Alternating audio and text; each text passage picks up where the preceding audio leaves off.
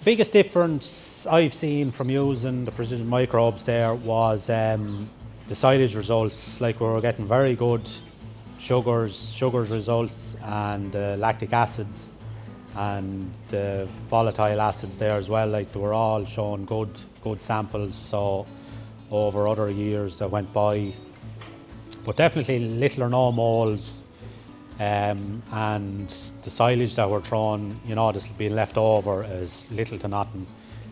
Generally, if the silage left in the trough, that's because someone has turned the rear end to it and pooed out through the barrier. Like, that's generally what happens. Like, it's there's very little reason for silage being left over. You don't get that rancid smell. There's a nice sweet smell off the silage. Graham Kavanagh here. We're down the southeast of the country. We're on the Wexford Carlow border, a town near Bunclody. We're farming here, myself and my father here. We have 100 cows. We finish every suckler farming. We finish everything, finish as bulls and as heifers. We've been here, this where we are now at the minute. This was where my mother was reared. Second out farm, or second farm, up near Kildavin in Carlow. That's where my father was reared. Probably going back generations, still in the same names. Probably back years ago, up in Sherwood, we were milking cows. Quotas weren't as easy to increase back then, so gave up on the sucklers. It was only small, or gave up on the dairy. There was only a small few cows in it, nothing major. It wasn't a big quota, so it was hard to get quota at the time. So went down the suckler side, and we had sheep as well. We had tillage, had a bit of tillage as well going on. Like, there was beet there as well, and we had corn. Then, as everyone knows, the bee went in the country, so it was mostly corn, and we went at spuds, potatoes there for a while. That's tough racket to be at, so we concentrate now solely on the sucklers. We're all grass here. Right, the system we're running here is a suckler-to-beef system. We have about 100 cows year on year, some years more, some years a bit less, depending on where the cull cows go. We keep all our own cattle. We don't buy in any replacement heifers. Everything we do, we try to keep our own. We buy a couple of bulls, all right. We keep everything as bulls. We go down the bull beef system. We aim for the under 16 month finishing period, and the heifers then generally working around 20 to 22 months is when they'll be finished at. We're up here now, we're in the finishing shed. These lads here, these will be the youngest of the bulls. They'd have more of a silage mix. They're all on a 2-day mix now, and what we're finding with the silage is that it's holding well. It doesn't go off within the 2 days. I'd say you could even push it out to 3 days. If you couldn't be around or something, you could. If you had to go away for an extra day or something, you could run it out to 3 days. I'd say there'd be no hassle, but they'll clear that out. But yeah, and when they started on that silage, there was no getting them used to it. They just started straight in on it, coming in from the grass. So I found it good that way. Sometimes you can have a bit of a time that they get in on the silage, but no, there was no hassle that way.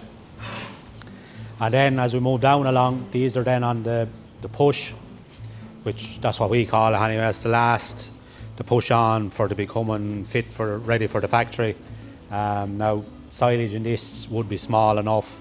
It'd be more straw, and there'd be a strong meal mix in that, like so. But they're on a more of a grain-based ration, so silage is not as important in this one. But it's just to push them on to get the fat covers up, especially in bulls. You really have to push them, and the limousine as well. Like, you have to be high grain in the ration for them to get a good cover on them. But yeah, that's where we are with these. Finishing the bulls there, and then on the opposite side here, with the heifers. This batch down here, these are our youngest heifers, and they'd be on a high silage diet as well, and the same story here as well. There's no issue with him finishing out, and it's a 2-day mix as well, and they will clear it out. Like, there's never an issue with anything left. And then the few that's here, these are replacement heifers, just the way the pen worked out, it just suited. They're just on really on a silage diet there, a little bit of meal in it there, but these will be on more of a silage diet. Be a small bit of meal in it there just to keep them ticking along, but they're in calf there now, so there's no real push for them. And then the heifers here beside them, these are pushing on now for to be finished. They're still on the same ration, not pushing the heifers as strong now as finishing the bulls. They don't need it, they don't respond as well to it either, so but just more of a silage diet there, a bit of straw through it and a small bit of meal through it there as well, but they're coming on well, and the same story there, like the silage just holds with him, there's no hassle. But everything is finished here. Bulls, heifers, everything is for finishing for the factory, so we try to finish as young as we can. The bulls we aim for under 16 months. Heifers we would be working probably definitely 22 months, nearly the oldest, so we try keep the ages down as much as we can and get rid of them as quick as we can, like so. But as like we're saying here, the shed here, we have this finished. I suppose this is our second winter. It's a slatted shed with a lie back there for the suckler cows. The type of cow that we have here is a limousine. They're nearly, I suppose we're limousine for over 30 years now. So they're nearly coming pure as we keep all our own, so the breed is coming pure every time. We keep our own stock bulls. That lad there is the youngest bull. There's another lad out there down further, and then there's a lad out the field there he's the oldest bull. He's on for changing now as well, but there, like you can see here, these are all on the same as 3-head silage as well. Like, these are just mainly silage, little bit of meal there just to get them to come around quicker, come into heat. So, but the silage definitely is good there. Like, you can see the cows, there's a cover on them there. They're not losing any condition there on the silage. Right, like, sure, we're the same as every farm in the country. The silage quality has to be number one. It's a place to start, and you try, like, you only get one chance to make silage. It's either right or wrong, and that has to do with you then for the year. So we try cut the grass as well as we could. We're improving year on year, like, over the years, like, it was bulk rather than quality, but starting to come around to try get quality in. And as you go for more quality, younger grass, you may start using more additives just to try keep the fermentation right, keep the quality right, keep molds down. And especially there as we're making bales, it's probably a little bit more important to keep everything right, because instead of having one big silage pit for precision silage, the bale is like you have 700 or 800 little mini silage pits, so you don't get the average out as you would in a big pit. So it's more important to have each bale as good as you can, get everything you can in it, get the grass right, get it wrapped right as quick as you can, the plastic get it as good as you can, and look, you have to do everything you can. As I said, there's only really one chance at it, and that's it. That wouldn't be the last that we cut, but the second last probably cut the end of July, beginning of August. So it's in good order. Like, as you can see, the bales are fairly dry, which is another reason that you need good fermentation. Like, the drier silage is harder to keep. 21 laps 21 laps of plastic on them. Sure, what's that, 6 layers, just for the drier silage especially anyway. But yeah, we're opening them there, like, there's really no no mould on them. Like, you can show you a bit up the yard there now as well. Like, it's just perfect. Like, obviously once the bale is not bursted or anything, they're all 100%. But yeah, like for dry silage, has tested dry and still have little or no mould. You'll only have an odd bale where it got either crows or what have you, but very happy with the way I kept them right. Like, we don't use a contractor, we do everything ourselves there on the silage. We get a bit of raking done, get a local man to give us a hand raking. We mow it ourselves, so it just gives you that little bit of independence that you can go on there on the day you want to do it. And as well as that, the way the ground here is broken up, so you'll be doing it at different times. So we mow ourselves, we shake it out, we get a bit of help raking it up, and then we bale and wrap. We have a fusion baler there, and we bale and wrap all into one go, and we can draw it in then as we want. There then with the additive, it's just a simple little thing on the front, a quad sprayer. Didn't go all out just trying it. We've been trying it over the last few years there, different products from powders. Didn't find that they worked that well. The mixing was a bit iffy on some of the powders. You throw it in, and then as you be getting down to the bottom of it, like, you'd see a lot of powder floating around in it. So I don't know whether the powder go out first or was it all going out last. That's where I found the liquid there was an awful lot better. Like, the mix was more consistent, looked to be consistent through the tank. No matter when you looked into it, start to finish, the mix looked the same. So I'd reckon I went out the same. But yeah, started as simple as I could. Like, there's expensive applicators out there, sky's the limit if you want to spend money on them, but just a simple quad sprayer, and just worked out how much water per bale and worked it back from there, then added in, like, the product is a litre of product is 10 tonne of silage, so worked it back there, rough figure, we were working on a bale being about a tonne weight, so 10 bales to the litre of product, and worked from there.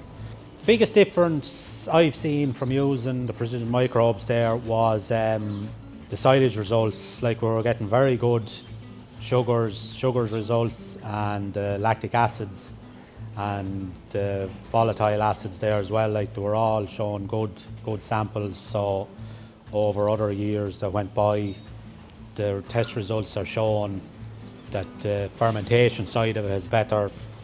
Like, the DMD and all that was good in it as well, but that'll probably come from a good year, a favourable year for silage. So that's the small details is where you're really looking then. Definitely a difference on the bales there. As you open the bales, little or no mould. Look, you're going to have a torn bale no matter who you are. I don't care. You're not going to get them all in perfect. And anywhere that I did find that there was a tear or anything, the actual, like, you see it yourself, you get a tear in a bale and you could throw away the whole half bale or nearly the whole bale sometimes. There's just a bit just around the area, and you just take it away with a sprung, and it's so whether that's down to the product being good at fermenting or getting the fermentation to happen quicker, but definitely little or no moulds. And the silage that we're throwing, this being left over is little to nothing. Generally, if the silage left in the trough, that's because someone has turned the rear end to it and pooed out through the barrier. Like, that's generally what happens. Like, it's there's very little reason for silage being left over. You don't get that rancid smell. There's a nice sweet smell off the silage.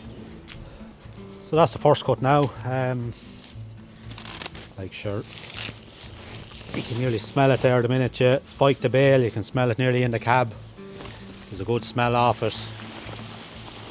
You can see there, like, there's not a bit of bad on that bale.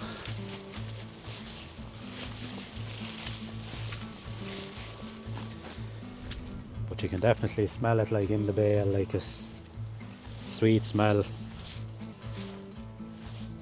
Has fermented well, like you can see it yourself there, like it's not the best grass in the world, like the stem in that there as well, so could have been cut a little bit sooner, but look, you have to work with the hand you're dealt, and that's it.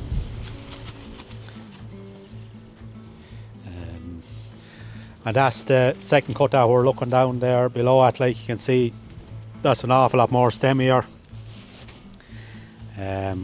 So it was drier, now that was open, it's after raining on it, but that is dry silage, like.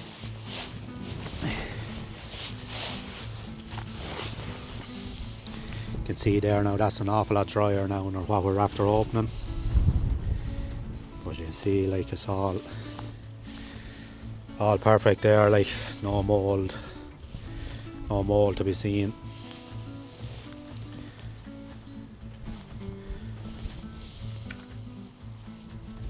And the same story as well, sweet smell off it as well. Some lads will take a mouthful out of it, but I won't. But there's first cut, second cut. It definitely has worked for us this year anyway, there's no doubt about it anyway. It'd be interesting to see now in a poor year, but I'd say it would definitely improve things anyway, improve the fermentation and get it to work quickly. And that's the big thing, is to get your fermentation to happen as quickly as possible, like get the sugars used up, or not that they don't use up too much of the sugars. That's what happens when your fermentation takes too long. The little bugs or what have you use up all the good that's in your silage, and turn it then to bad acids. Yeah, like so. I'm doing a bit at the YouTube. Graham Kavanagh Farming is the channel name. Been at it, I suppose, going into the third year now.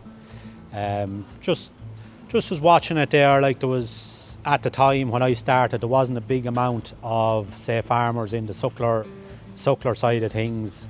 I was nearly all dairy orientated, or the suckler beef or the dairy beef orientated. So I just, on a whim, I said, here goes, we'll start something. And I suppose the biggest thing that started me off was we got the Tapari crush, and it was just an item to start off with, and it just kick-started us off.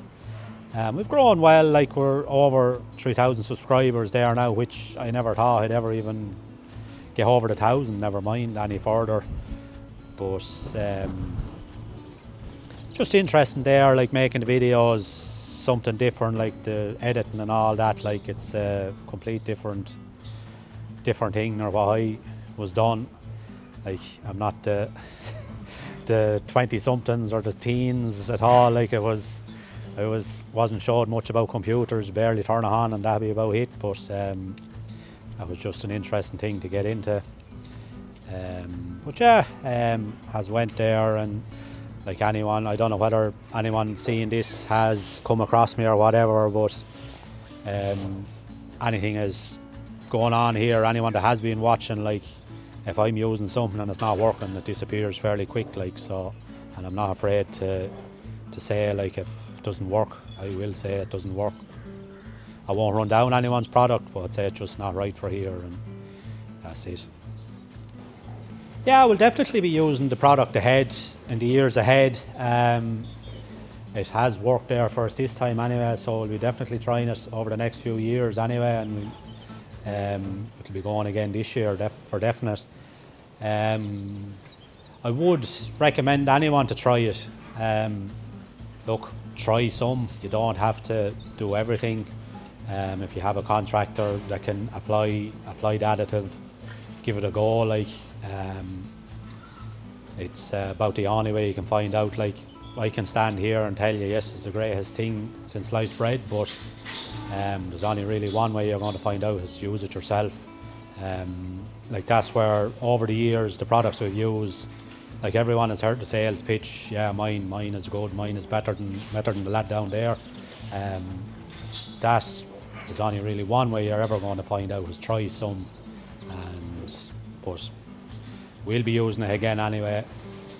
As you see there, we've been using it there. I sort of went through it there on the YouTube channel there, back through the silage, about setting up and using it and the feed out and all. So